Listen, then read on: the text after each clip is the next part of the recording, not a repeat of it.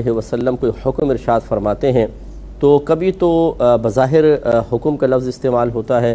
اس سے وجوب ہی مراد ہوتا ہے، یعنی سرکار صلی اللہ علیہ وسلم کوئی چیز ہم پر لازم کرنا چاہتے ہیں تو ایسا لفظ استعمال فرماتے ہیں جو حکم کے مفہوم پر مشتمل ہو، مثال کے طور پہ یہ کام کرو، یہ کام نہ کرو۔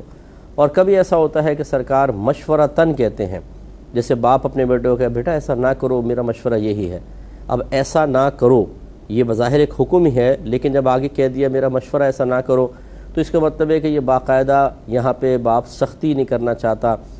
بیٹے کے لیے تمام راہیں بند نہیں کرنا چاہتا کہ میرا کہنا ماننا ہی ہوگا، تمہارے لیے اور کوئی دوسری چوائس نہیں ہے، بلکہ جب یہ کہہ دیا کہ مشورہ ہے تو اس کا مطلب یہ ہے کہ دونوں آپشن سامنے رکھ دیے، کر بھی سکتے ہو نہیں بھی کر سکتے ہو، چوائس آپ کی ہے۔ اسی طرح رحمت کونین صلی اللہ علیہ وسلم نے یہاں جو حکم ارشاد فرمایا اس میں دونوں پہلو ہیں،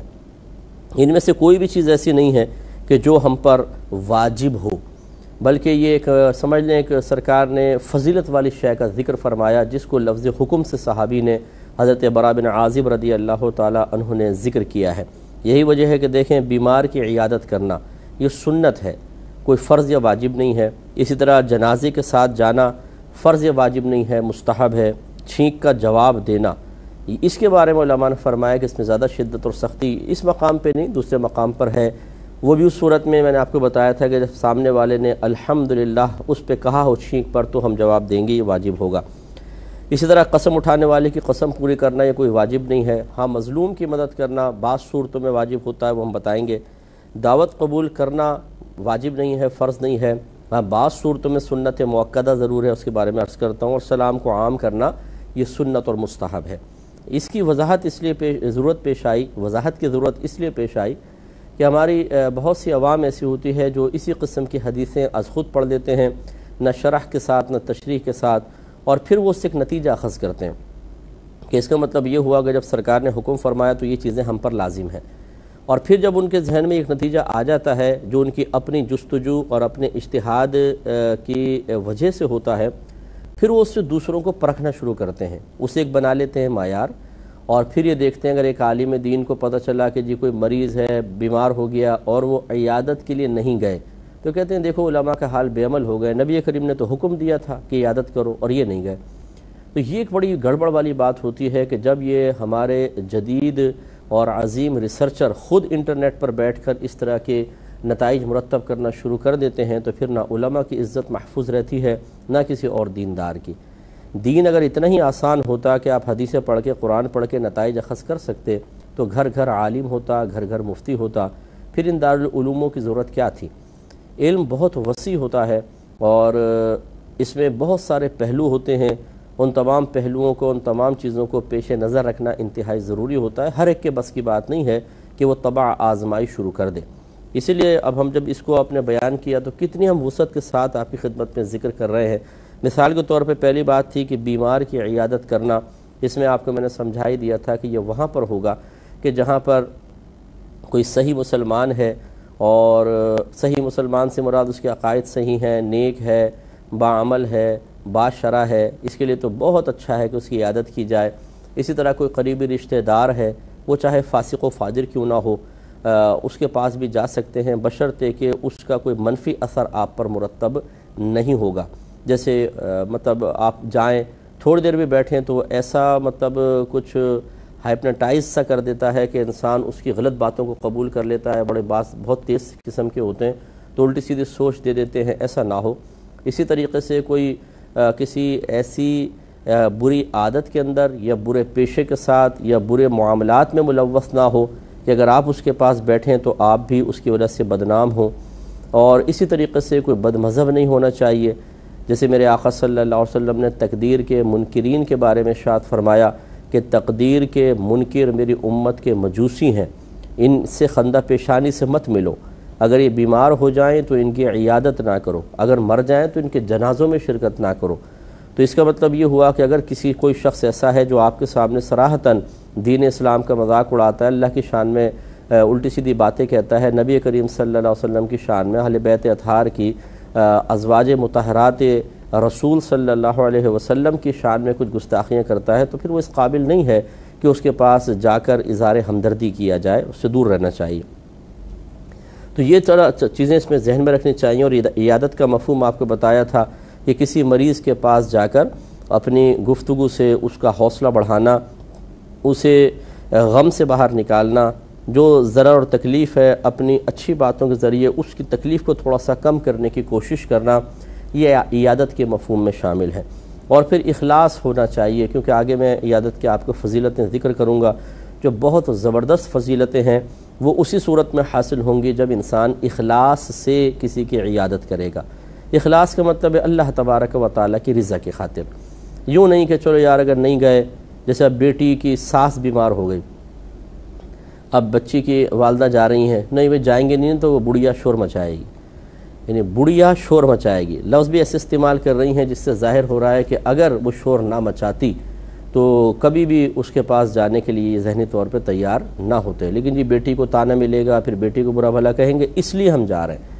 اسی طرح کوئی افسر بیمار ہو گیا، کوئی ماتحت جا رہا ہے، صرف اس لیے کہ نہیں جاؤں گا تو نمبر نہیں بڑھیں گے، ابھی جاؤں گا تو نمبر بڑھ جائیں گے اور کہیں گے بھئی چلو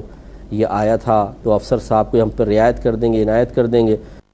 تو اس طرح کی جب سوچ لے کر اور اس طرح کے مقاصد کے جن میں رضا الہی دور دور تک مطلوب نہ ہو تو پھر کوئی ثواب حاصل نہیں ہوتا، اس لیے اخلاص بھی ہونا چاہیے۔ اگلا سرکار نے شاید فرمایا کہ جنازے کے ساتھ جانے کا، یعنی صحابہ کہتے ہیں کہ سرکار نے جنازے کے ساتھ جانے کا حکم دیا، اس پر بھی ہم نے تھوڑا سا کلام کر لیا تھا، میں ریپیٹ اس لیے کر رہا ہوں تاکہ میرے جو نئے دیکھنے والے ہیں وہ بھی ہمارے ساتھ محو گفتگو ہو جائیں اور شامل پروگرام ہو جائیں کہ جنازے کے ساتھ جانے میں بھی یہی تمام چیزیں میں نے ذکر کی تھیں۔ نمبر ایک، وہ کوئی ایسا شخص نہ ہو کہ جس کے عقائد بالکل معروف ہوں، سب لوگ جانتے ہیں کہ غلط عقائد کا حامل ہے، اس کے جنازے میں شرکت کو منع کیا گیا۔ ابھی جیسے حدیث بھی آپ کو تقدیر کے منکرین کے بارے میں عرض کی، اسی طریقے سے کوئی بہت ہی بری عادات کے اندر مبتلا تھا، معروف شخص تھا، مثلا اعلانیہ شرابیں پیتا تھا، جوئے کھیلتا تھا، زنا اعلانیہ طور پر سب کو پتہ یہ زانی ہے، تو پھر ایسے شخص کے جنازے میں شرکت نہ کرنا بہتر ہوتا ہے۔ ہاں، اگر کوئی عام لوگ کر رہے ہیں تو چلیں ایک الگ بات ہے، لیکن اگر ہم نہ کریں تو کچھ بھی حرج نہیں، اور خصوصی طور پہ جو معظم دینی ہوتے ہیں جیسے علماء ہیں، فقہاء ہیں اور مشائخ اعظام ہیں، ان کو تو اجتناب ہی کرنا چاہیے تاکہ عبرت حاصل ہو۔ ایسے اگر کوئی خودکشی کر کے مر گیا ہے تو اگرچہ اگر اس نے خودکشی کو آپ کے سامنے حلال نہیں کہا تھا، حرام سمجھ کے مرا ہے، اور اگر ہمارے سامنے ظاہر نہیں تو ہم یہ سمجھیں گے کہ حرام سمجھ کے اس نے خودکشی کی ہوگی، اور اسی طریقے سے اگر مطلب وہ کسی خودکشی کر کے مر جاتا ہے، حرام سمجھ کے مرا ہے اور توبہ نہ کر سکا، ہمیں پتہ چلتا ہے، تو بہتر ہے کہ اس کی نماز جنازہ عام لوگوں کو پڑھنے دی جائے تاکہ اس سے عبرت حاصل ہو، لوگ کہیں کہ بھئی دیکھو بڑے بڑے علماء اس میں اس لیے نہیں آئے ہیں کہ اس نے خودکشی کی تھی اور یہ حرام ہے، تو اس سے عبرت حاصل ہوتی ہے۔ تو ایسے کو تو جنازے میں شرکت نہیں کرنی چاہیے،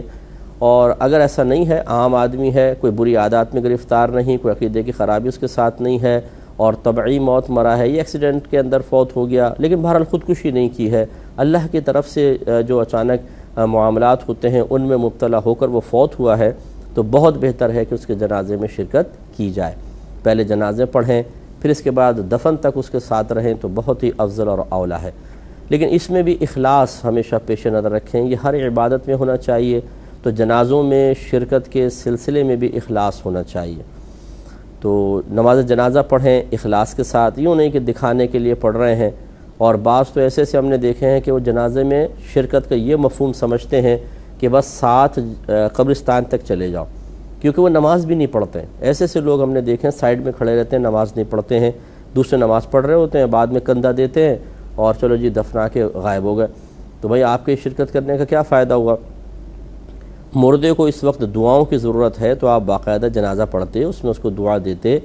تو یہ بیچاروں کو دعا بھی نہیں آتی بعض اوقات تو خیر، لیکن دعا دیتے، اس کے بعد ساتھ جاتے کلمہ شہادت پڑھتے ہوئے یا اور ذکر الہی وغیرہ کرتے ہوئے، اور پھر جب قبر میں اس کو اتارا جاتا پھر اس کے لیے دعائیں کرتے، تو اس کے لیے بڑی رحمت کی امید تھی۔ تو اس لیے جنازے میں شرکت کا مفہوم یہ نہیں ہے کہ آپ ساتھ جا رہے ہوں اور ہنسی مذاق ٹھٹا چل رہا ہو اور کاروبار کی آپ باتیں کر رہے ہوں، اس طرح کے جنازے میں شرکت شریعت کو مطلوب اور محبوب نہیں ہے۔ یہی وجہ میرے آقا صلی اللہ علیہ وسلم نے ارشاد فرمایا کہ جو جنازے جس نے کسی کا جنازہ پڑھا اس کے لیے 1 قیرات اجر ہے، اور اگر کوئی کفن دفن تک ساتھ رہا، یعنی دفن کرنے تک ساتھ رہا، تو اس کے لیے 2 قیرات اجر ہے، اور 1 قیرات کئی احد پہاڑ کے برابر ہے۔ کتنا ثواب ہے زبردست قسم کا۔ تو اگر وقت ہو، یہ بھی ہوتا ہے کہ کبھی کبھار وقت نہیں ہوتا، جنازے میں شرکت کر لیتے ہیں، اس کے بعد اب جانے میں، پھر دفنانے کے اندر قبرستان تک جانے میں کافی ٹائم لگ جاتا ہے، تو اگر کوئی نہیں گیا تو گناہگار نہیں ہوگا۔ اسی لیے میں نے آپ کو بتایا کہ یہ کوئی واجب نہیں ہے کہ جنازے میں شرکت کی جائے۔ اور اسی طریقے سے اگر اور دوسرے لوگ جنازہ پڑھ رہے ہیں اور کوئی شخص نہ آ سکا تو نماز جنازہ فرض کفایہ ہے، یعنی اگر ایک شخص بھی جنازہ پڑھ لے تو پورا شہر بری الذمہ ہے، لیکن اگر ایک شخص بھی ادا نہ کرے تو پھر سب کے سب گناہگار ہوں گے۔ تو اگر کچھ لوگ پڑھ رہے ہیں اور ہم نہ پہنچ سکے تو یہ فرض تو نہیں تھا جنازے میں شریک ہونا، لیکن افضل اور مستحب ہے۔ آج ہم کسی کے جنازے میں شریک ہوں گے، کل کوئی ہمارے جنازے میں شریک ہوگا۔ اس کے بعد چھینک کا جواب دینے کے بارے میں آپ کو بتایا تھا کہ اگر کسی نے چھینکا اور الحمدللہ رب العالمین کہا اور وہ ہمارے کان تک آواز آ گئی تو پھر ہمیں اس کا جواب دینا واجب ہو جاتا ہے، اور وہ ہے یرحمک اللہ۔ اگر مرد ہے ایک تو یرحمک اللہ، اگر عورت ہے تو یرحمک اللہ، اگر 2 ہیں تو یرحمکم اللہ، اور اگر جمع ہے 2 سے زیادہ، بہت ساروں کو چھینک آگے ایک ساتھ انہوں نے الحمدللہ رب العالمین کہا تو یرحمکم اللہ یوں ہوگا۔ اور اگر ایک عورت ہے جسے بتایا یرحمک اللہ، پھر اگر 2 عورتیں ہیں تو وہی جو مرد کے لیے ہے یرحمکم اللہ، اور اگر 2 سے زیادہ ہیں تو یرحمکن اللہ یوں کہیں گے۔ اگر یاد رہے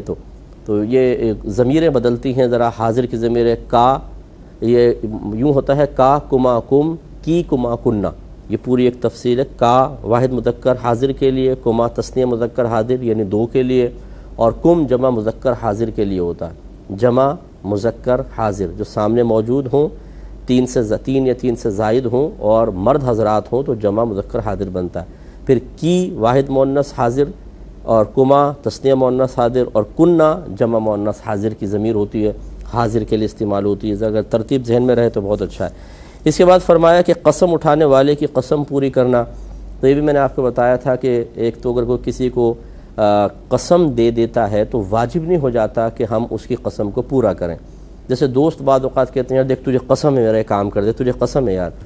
تو اس کا مطلب یہ نہیں کہ آپ پابند ہو گئے۔ ہاں اگر وہ آپ نے جواب میں ہاں کہہ دیا تو پھر آپ کی سمجھ لیں وہ قسم اس کی نہیں رہی، اب یہ آپ نے گویا کہ قسم کھا لی ہے۔ جیسے کوئی کہے یار دیکھ قسم کھا تو فلاں سے نہیں ملے گا، آپ نے کہا ہاں ہاں، تو بس جیسے ہی ہاں ہاں کہا تو آپ نے صرف ہاں ہاں کہا ہے، لیکن گویا کہ آپ کیونکہ اس کے ایک کلام کے جواب میں یہ کلام کہہ رہے ہیں، تو جب جواب میں کوئی کلام ہوتا ہے تو جو سامنے پہلے بات کہی ہوتی ہے پوری کی پوری یہاں بھی گویا کہ شامل ہے اور موجود ہے، تو گویا کہ آپ یوں کہہ رہے ہیں کہ ہاں میں قسم کھاتا ہوں کہ فلاں سے نہیں ملوں گا، تو سمجھ لیں اب یہ قسم ہو گیا، اب اگر آپ فلاں سے ملیں گے تو آپ کی قسم ٹوٹ جائے گی۔